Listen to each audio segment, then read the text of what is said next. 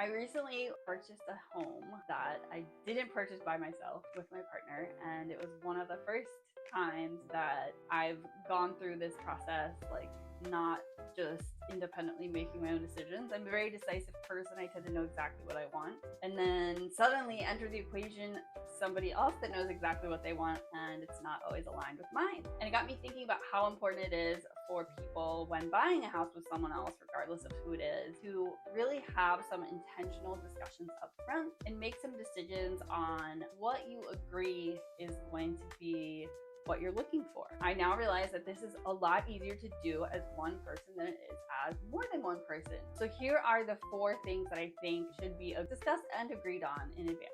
The first is budget. Most importantly, what monthly payment are you comfortable with and how much cash do you have to bring to settlement? The sales price is going to work itself out from those 2 numbers.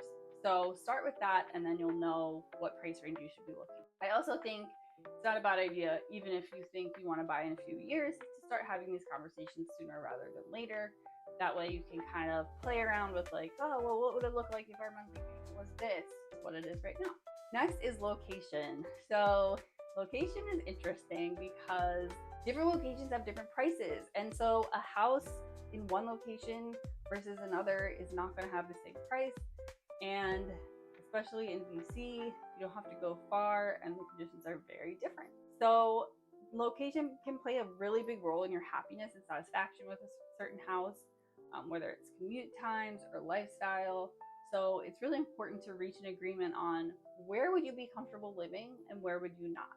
Other location factors would be things like, are you okay living on a busy street? Or is noise a consideration? Really defining, okay, here's the location we want. Here's what we want it to feel like. Next, we have size and space. And so a lot of people list out number of bedrooms and bathrooms, but this decision really goes beyond that.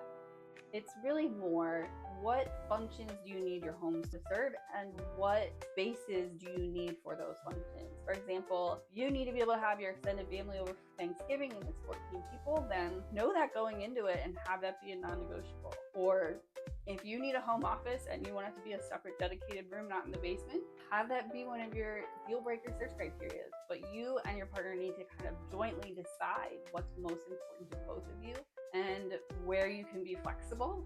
Maybe that's a basement office. And since it's DC, I would focus on the minimum amount of space that you need. It's pretty rare that we're presented with options where we're like, wow, this is too big. Usually it's like, oh, can we fit everything in here? And know that the amount of space you need for most people is going to increase that. Don't start with something that is going to feel crowded. Last but not least is condition. How open are you to renovations or improvements? Along with this is the question of how much money would you have to invest in renovations or improvements? And also, how much time do you have to allocate towards renovation projects? Homes do not renovate themselves, even if you have a good general contractor. There's a lot of time investment. Are either or both of you willing or able to take on being the CEO of the house renovation? If not, don't buy a fixer-upper. And know going into it that unless you're buying new construction, most homes are going to need something. Even when you're buying new construction, let's be honest, like you're gonna need to put closet organizers in or something.